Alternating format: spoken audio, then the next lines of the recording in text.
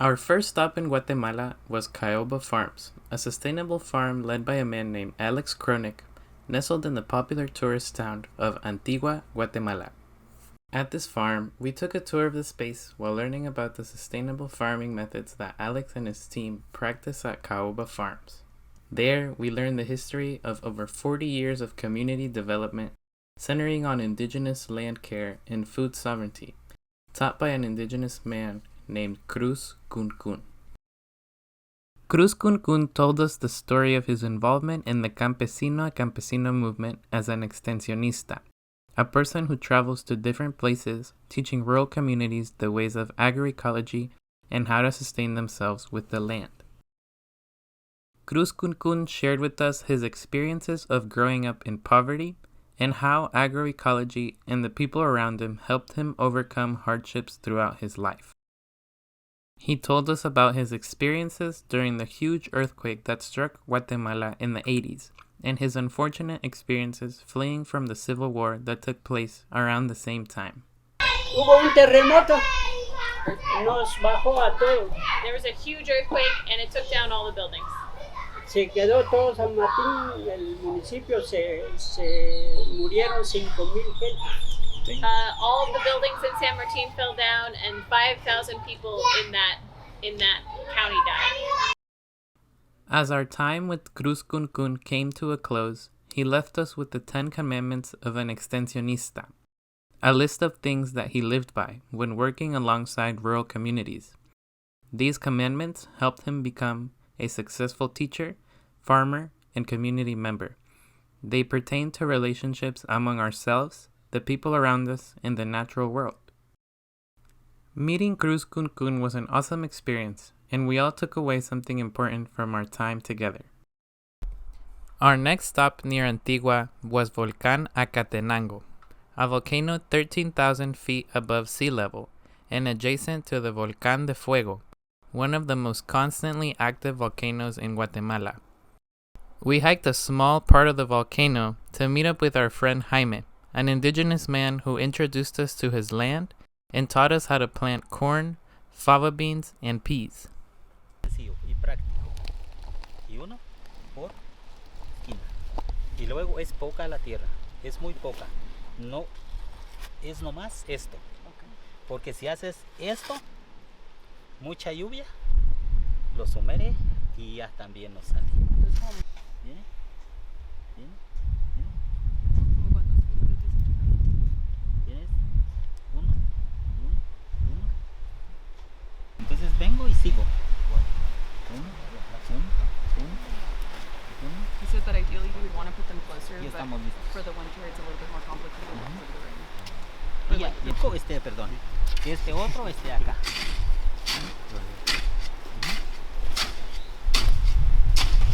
Acá.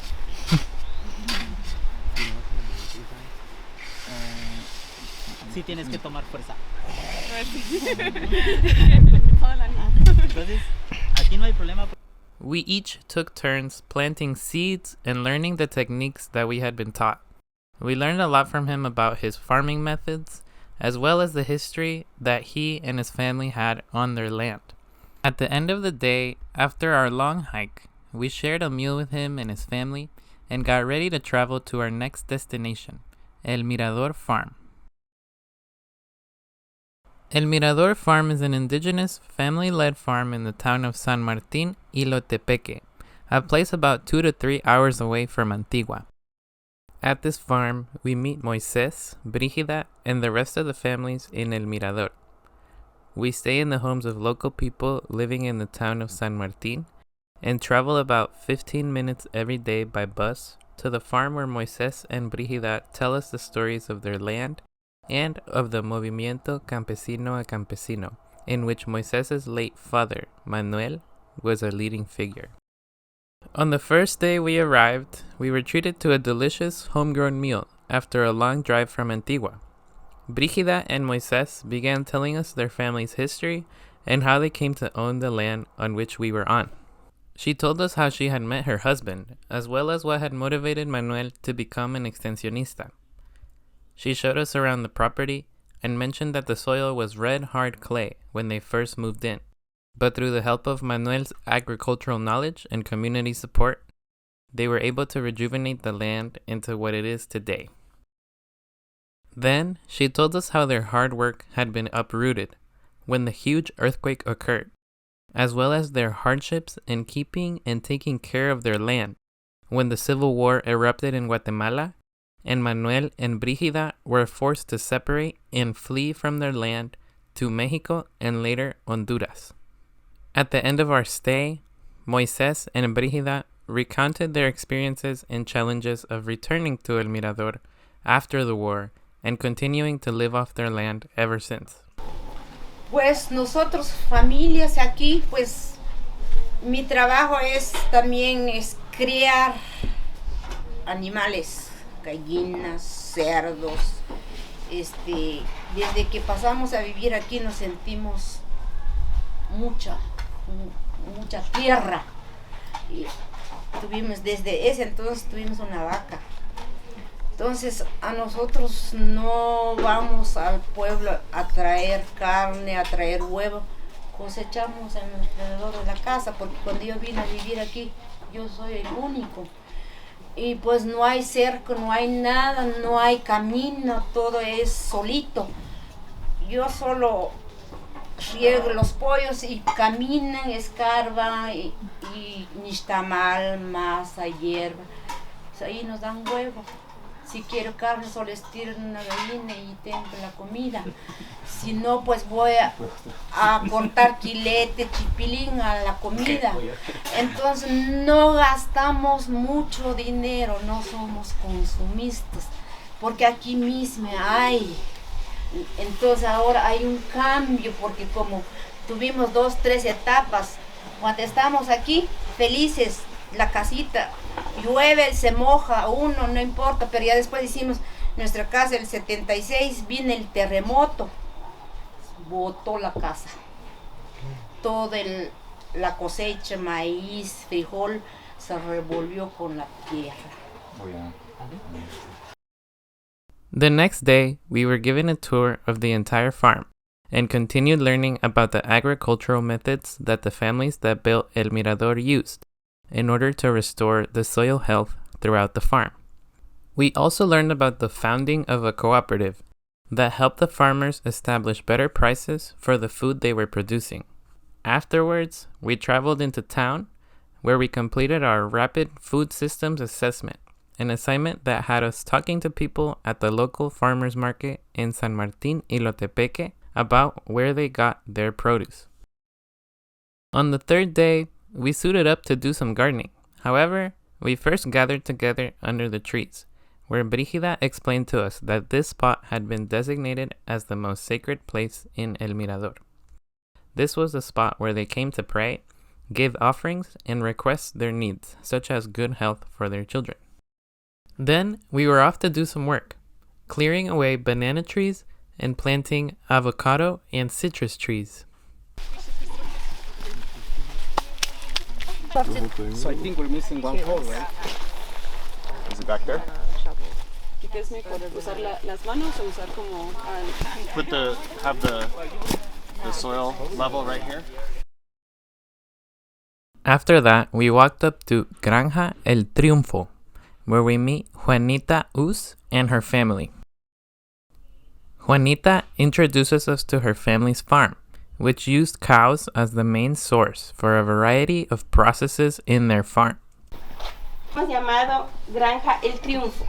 This farm that you're going to see today is called the Farm of Triumph.